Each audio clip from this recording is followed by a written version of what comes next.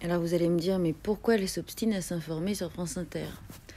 Parce que je crois au service public, mais là ça devient compliqué. J'allume et j'entends Roussel, le type qui se présente pour les communistes. Je me dis, bon, ça pourrait être une bonne nouvelle. Bon non, c'est un type blanc comme d'hab, mais ça pourrait être une bonne nouvelle. Ils sont censés être à gauche. Et puis la question sur les chasseurs. Et puis là, le mec nous dit, ah bah oui, non, faut pas y toucher parce que c'est un héritage de la Révolution française. Alors, moi, elle me semble que la chasse, les rois, ils sont donnés à cœur joie aussi. La chasse à course, un héritage de la Révolution française, ça aussi.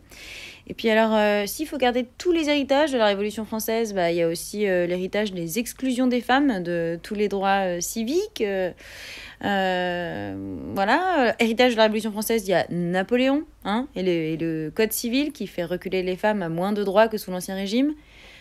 On est obligé de garder tous les héritages de la Révolution française. Je sais pas, il y a eu la Terreur aussi. En fait, ça a été quand même le remplacement de couillus nobles par des couillus bourgeois.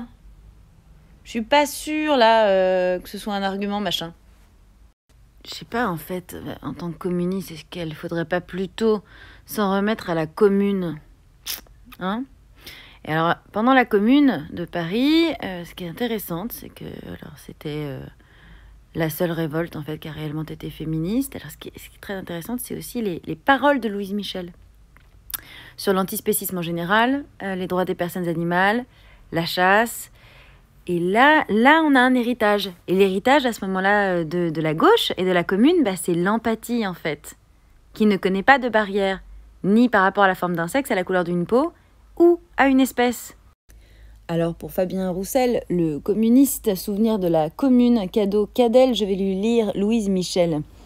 Au fond de ma révolte contre les forts, je trouve, du plus loin qu'ils me souviennent, l'horreur des tortures infligées aux bêtes.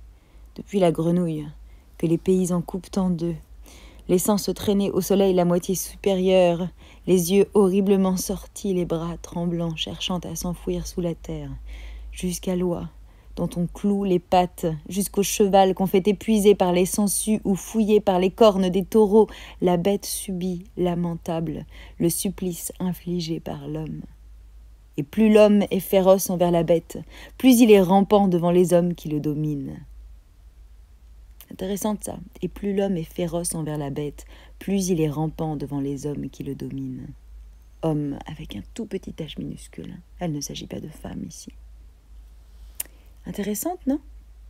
Alors plutôt que dans la révolution testiculaire, trouvons nos héritages dans les communardes.